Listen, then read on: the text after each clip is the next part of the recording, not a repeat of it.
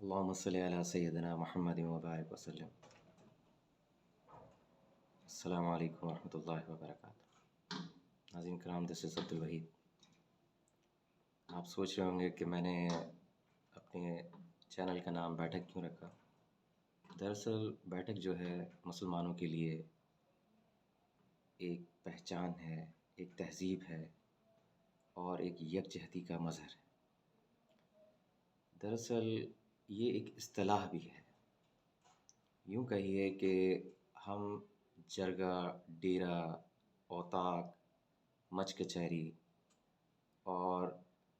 جو سخن کی جو نشستیں ہوتی ہیں اسے بھی بیٹھک کہتے ہیں. بڑوں کی بیٹھک، چھوٹوں کی بیٹھک، بزرگوں کی بیٹھک، یہ اصطلاحات بھی ہیں، ہم یوز کرتے ہیں. لیکن دراصل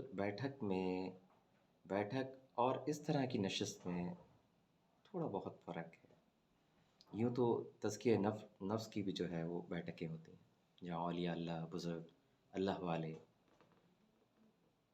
تزکیہ نفس کرتے ہیں، اصلاح کرتے ہیں، تصوف کے رموز بیان کرتے ہیں. اور قرآن فہمی کی نشست بھی ہوتی ہے، طلباء کی بھی نشست ہوتی ہے، مکالموں کی نشست بھی ہوتی ہے کہ انٹریکشن ہوتا ہے اسٹوڈنٹس کے درمیان، کوئی ڈیبیٹ ہوتی ہے. لیکن ایکچولی بیٹھک میں ہم کوئی معاہدہ کرتے ہیں، اصلاح کی بات کرتے ہیں، صلح معاشرے کے درمیان روٹوں کو منانے کے لیے جو ہے کوئی معاہدہ ہوتا ہے. کہیں جنگ بندی کے لیے معاہدے ہوتے ہیں. تو بیٹھک جو ہے وہ خاص گیدرنگ کو کہتے ہیں جہاں اسپیشل گرانٹس ملتی ہیں، معاملات طے ہوتے ہیں، معاہدے ہوتے ہیں، کوئی حتمی فیصلہ جو ہے وہ اس کی شکل سامنے آتی ہے. آپ دیہی علاقوں میں چلے جائیں، کہیں پر بھی آپ جائیں، چونکہ میں دیہی علاقے سے بلانگ کرتا ہوں. میرا یہ بلاگ جو ہے، یہ میری یہ ونڈو جو ہے، یا یوٹیوب چینل جو ہے، اسپیشلی میں یہ عرض کرنا چاہتا ہوں کہ میں دیہی علاقے کے لوگوں کے لیے اور دیہی علاقوں سے بلانگ کرنے والے نوجوانوں کے لیے میرا موٹو ہے کہ میں ان سے جو ہے مخاطب ہوں اور انہیں ایڈریس کروں. اوور آل چونکہ اصلاح معاشرہ ہے، امر بالمعروف و نہی عن المنکر ہے، اور خیر خواہی ہے، انسانیت کی خدمت ہے، اور چونکہ ہم مسلم ہیں اور اسلام سلامتی کا مذہب ہے، تو میرا خیال ہے کہ میں کوئی انشاءاللہ ایسی کوئی بات نہیں کروں گا کہ کسی کو میری بات سے تکلیف ہو، دل آزاری ہو. تو یہ میرا فورم نہیں. ہماری بیٹھک میں ہم نہ صرف اپنی اصلاح کریں گے، معاشرے کی کریں گے، اپنا محاسبہ کریں گے، اور نوجوانوں کے مسائل سنیں گے جنہیں ہمیں لاوارث ہمیں چھوڑ دیا ہے، جنہیں آن کرنے والا کوئی نہیں ہے، ان کے ایشوز سننے والا کوئی نہیں، انہیں ٹائم دینے والا کوئی نہیں، ان سے بات چیت کرنے والا کوئی نہیں. تو میں عرض یہ کروں گا کہ بیٹھک کے حوالے سے جو بات چل رہی تھی کہ مجھے یاد ہے کہ بچپن میں ہم جاتے تھے گاؤں میں، تو مغرب کی نماز کے بعد فوراً ہم یا تو مسجد کے احاطے میں یا مسجد سے باہر ایک مخصوص ایریا ہوتا تھا، وہاں بیٹھتے تھے. بزرگوں کی جو ہے وہ حکمت بھری باتیں ہوتی تھیں، روزمرہ کی باتیں ہوتی تھیں. کہیں ہسبینڈ وائف کا کوئی ایشو ہے، یا تو بھائی بھائی کے درمیان کوئی جو ہے مسئلہ چل رہا ہے، یا کوئی ایشوز ہیں، یا آپ کے جو پڑوسی گاؤں دیہات یا قصبوں میں کوئی ایشوز ہیں، وہ آپ کے ساتھ کوئی ان کا کلیش چل رہا ہے، یا پیسوں کا کوئی معاملہ ہے، یا جو ہے کوئی تقریب رکھنی ہے، تو وہاں حتمی فیصلہ ہوتا تھا، اجتماعی فیصلہ ہوتا تھا، اور شورائیت کا ایک نظام تھا جیسے ہم جرگوں میں دیکھتے ہیں، پنچایت میں دیکھتے ہیں، اوطاقوں اور بیٹھکوں میں دیکھتے ہیں. تو آپ کو یہ کانسیپٹ جو ہے، آپ دیکھیے کہ آپ صلی اللہ علیہ وسلم کی نبوت سے پہلے بھی آپ دیکھ لیں، حلف الفضول جو ہے ایک ایسی ہی ایک بیٹھک تھی کہ یمن کا تاجر جو ہے وہ مکہ مکرمہ میں آتا ہے، اپنی تجارت کی غرض سے اپنا سامان لے کے آتا ہے. بنو مخزوم کے جو ہے وہ ایک شخص نے ان کے ساتھ غبن کیا ہوتا ہے، کوئی سامان لے کے، تجارت کا مال لے کے، انہیں جو ہے وہ اس مالیت کی رقم نہیں دیتے، وہ جو ہے پیسوں پہ ان کا تنازع ہوتا ہے، وہ اصرار کرتے ہیں اور انہیں جو ہے دھتکار کے نکال دیا جاتا ہے۔ تو وہ جو ہے مکہ کے معززین کے پاس آتے ہیں۔ میں بیٹھک کے حوالے سے ہی آپ کو ڈیفائن کر رہا ہوں کہ بیٹھک اصل میں کتنی اہم ہوتی ہے، اور بیٹھک اور عام کچہریوں میں، عام گفت و شنید میں، عام نشستوں میں کیا فرق ہوتا ہے، یہ میں آپ کو ڈیفائن کرنا چاہ رہا ہوں، آپ کو بتانا چاہ رہا ہوں۔ عرض یہ ہے کہ یہ جو ہے مکہ کے معززین کے بعد وہ یمن کا شہری جو ہے تاجر زبیدی، اس کا زبید نام تھا، اور وہ بنو مخزوم کے پاس، بنو جو ہے زہرہ کے پاس، بنو امیہ کے پاس، بنو ہاشم کے پاس وہ جاتا ہے، لیکن کوئی رسپونڈ نہیں کرتا، کوئی انہیں جواب نہیں دیتا، انہیں نظر انداز کر دیا جاتا ہے۔ اور اس کے بعد جو ہے وہ جو ہے انہیں لگتا ہے کہ یار کعبہ جو ہے، حرم جو ہے، یہ وہ جگہ ہے جہاں لوگ زائرین آتے ہیں، عرب کے مختلف علاقوں سے، دور دراز علاقوں سے آتے ہیں، اور ڈیلیگیشنز آتے ہیں، تاجر حضرات وہاں عبادت کی غرض سے بھی اسٹے کرتے ہیں۔ تو وہاں جا کے جو ہے احتجاج رقم کی جائے، وہاں جا کے اپنا احتجاج جو ہے وہ بلند کیا جائے، وہاں جو ہے جا کے کسی سے جو ہے بات کی جائے۔ تو اسی شش و پن میں اور اسی تذبذب میں اور اسی پریشانی کی حالت میں جب وہ پہنچتے ہیں کعبہ کے جو ہے سائے کے تلے، اور وہاں جا کے جو ہے اشعار میں، ایک رمز میں، ایک کیفیت میں، وہ دکھی کیفیت میں، ایک تکلیف کیفیت میں، درد بھری آواز میں جو ہے وہ اشعار پڑھتے ہیں، تو زبیر بن عبد المطلب جو ہے وہ قریب سے گزر رہے ہوتے ہیں، تو ان کی نظر پڑتی ہے کہ یار یہ کون ہے غریب الوطن، یہ شخص کون ہے اور اس طرح کی فریاد کر رہا ہے، آخر اس کے ساتھ مسئلہ کیا ہے، معاملہ کیا ہے۔ اب وہ جب یہ بات کرتا ہے تو دیکھیے وہاں آپ دیکھیں، آپ اس سے بھی اندازہ لگائیں کہ بنو ہاشم جو ہے، قریش کے بنو ہاشم جو ہے اور عبد المطلب کا گھر جو ہے، ان کی صفات دیکھیے، رحم دلی دیکھیے، احساس دیکھیے، کہ فوراً پلٹتے ہیں اور دل میں طے کر لیتے ہیں، تہیہ کر لیتے ہیں کہ نہیں، مجھے اس کو انصاف دلوانا ہے۔ اور عبداللہ شخص ایک جو ہے ان کے پاس جاتے ہیں اور انہیں کہتے ہیں کہ یار اس طرح کا مسئلہ ہے، اور یہ ایک مسافر ہے، اس کے ساتھ زیادتی ہوئی ہے، ہمیں کچھ کرنا چاہیے، داد رسی کرنی چاہیے، اس کی ہیلپ کرنی چاہیے، اس کی مدد کے لیے ہمیں آواز بلند کرنی چاہیے۔ تو انہوں نے کہا کہ کوئی مسئلہ نہیں ہے، ہم ایک تقریب رکھ لیتے ہیں، دعوت رکھ لیتے ہیں، اور ان تمام قبیلوں کے جتنے بھی معززین ہیں، سرداران ہیں، ان کو ہم انوائٹ کر لیتے ہیں، وہ آ جائیں گے، اور یہ بات ہم رکھتے ہیں تاکہ جو ہے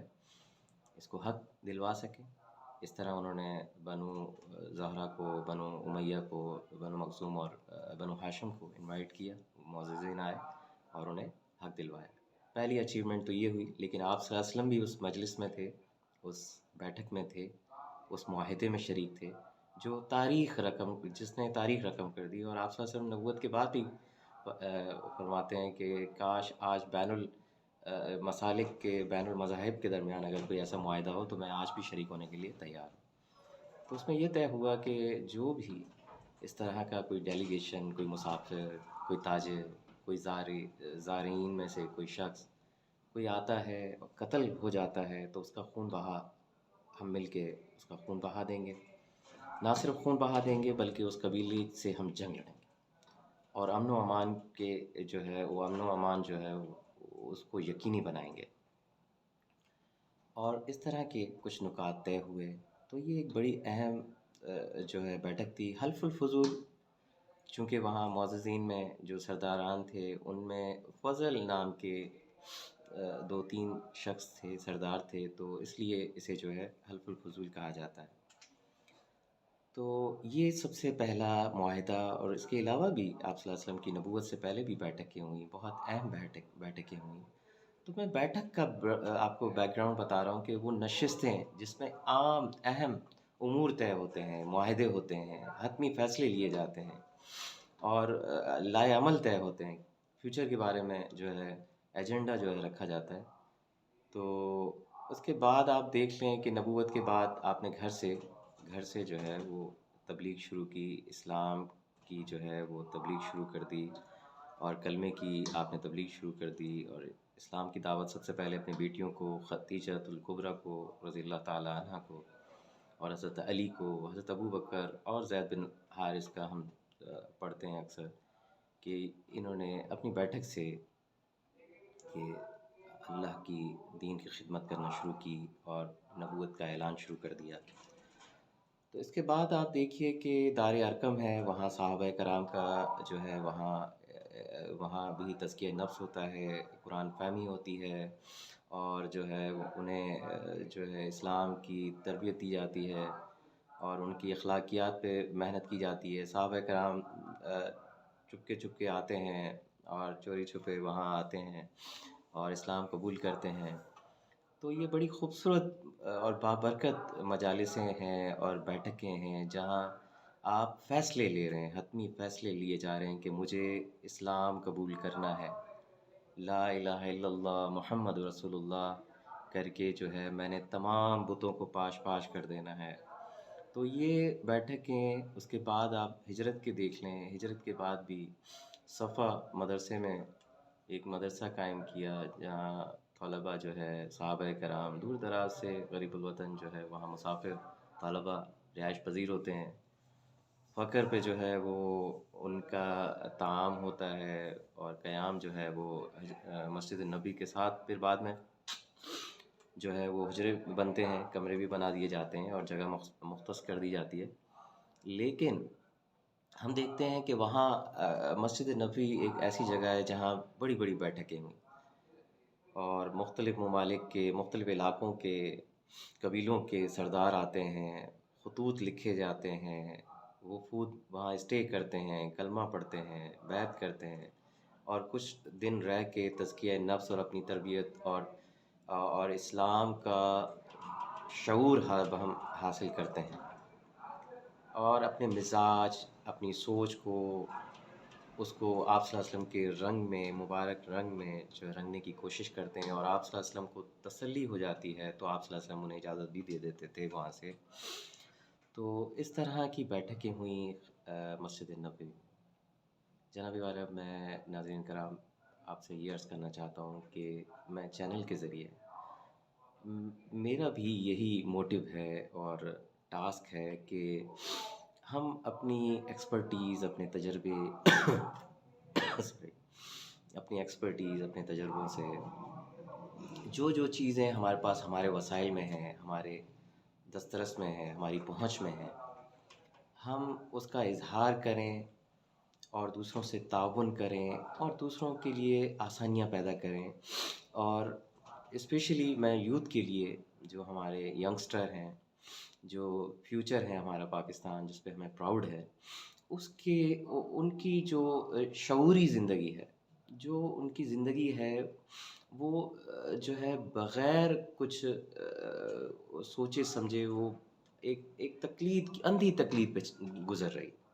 ان کو اپنی ڈائریکشن نہیں پتہ، انہیں کہاں جانا ہے، ان کے ساتھ کوئی کاؤنسلنگ نہیں، کوئی سبجیکٹ کے حوالے سے، کیریئر کے حوالے سے، بزنس کے حوالے سے، ان کے فیوچر کے حوالے سے کوئی ڈسکشنس نہیں ہیں، ان کو پیرنٹس ٹائم دیتے نہیں ہیں، اور وہ جو ہے کسی سے بھی متاثر ہو کے یا کوئی بھی ان کی جو ہے ذہن سازی کر کے انہیں ایک طرف مائل کر سکتا ہے۔ تو میرا مقصد یہ ہے کہ ہم مختلف موضوعات کو لے کے اپنے اس چینل کے تھرو جو ہے یوتھ میں اچھائی کو فروغ دیں، اچھی باتیں کریں، اور اتھینٹک جو ہے حوالے وہ آپ سے شیئر کریں، اور جو تکلیف دہ سچویشنز ہیں، حادثات ہیں ہمارے معاشرے میں، یا جو تلخ رویے ہیں، اور جو ہمارے جو تنگ نظری ہے یا تعصب ہے، یا ہمارا جو گھٹن شدہ جو ہے